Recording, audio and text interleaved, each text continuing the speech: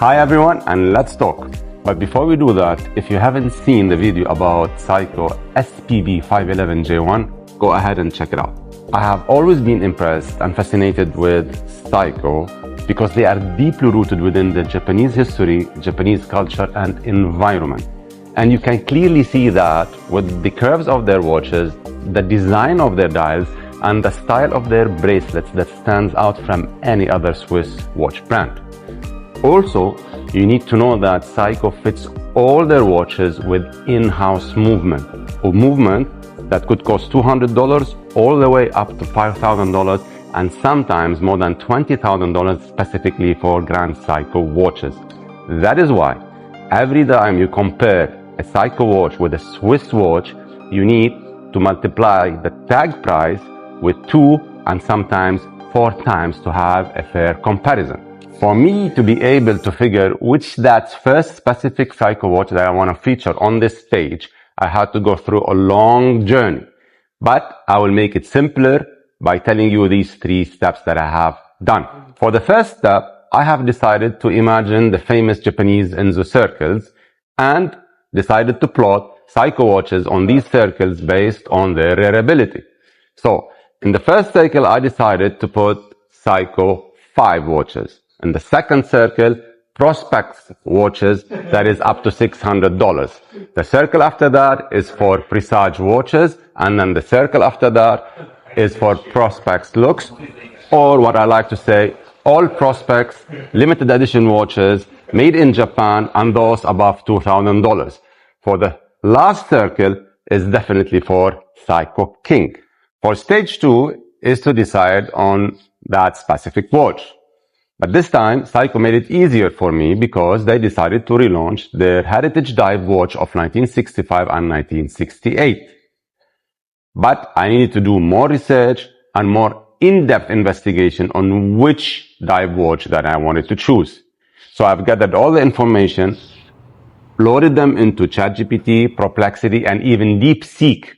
And the result was that all dive watches comes in 3 different product categories: the SLA, the SJE, and the SPB. The SLA is considered to be the flagship of Seiko products, something that is a Grand Seiko level finish.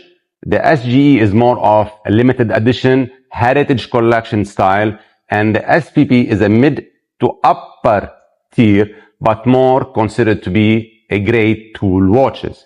With more investigation into the SLA, I found out that all SLA dive watches came in 42mm and 44mm, but I wanted something more of a 40-39mm that is more representation of the heritage collection.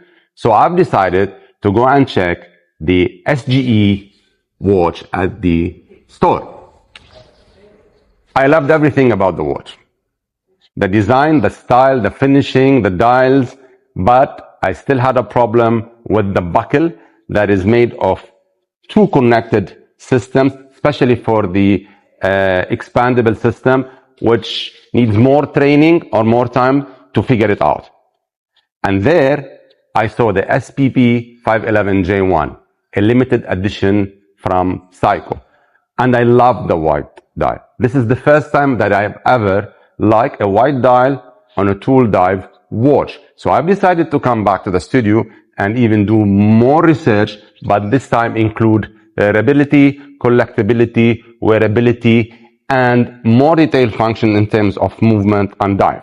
The SJE watch came at the top in terms of wearability and collectability, but the SPB watch won across all other elements of being considered a great tool watch, a great travel watch, more core dive watch, had 300-meter capabilities compared to 200-meter for the SJE, 72-hour power reserve for the SPB compared to the 45-hour power reserve for the SJE, and so on.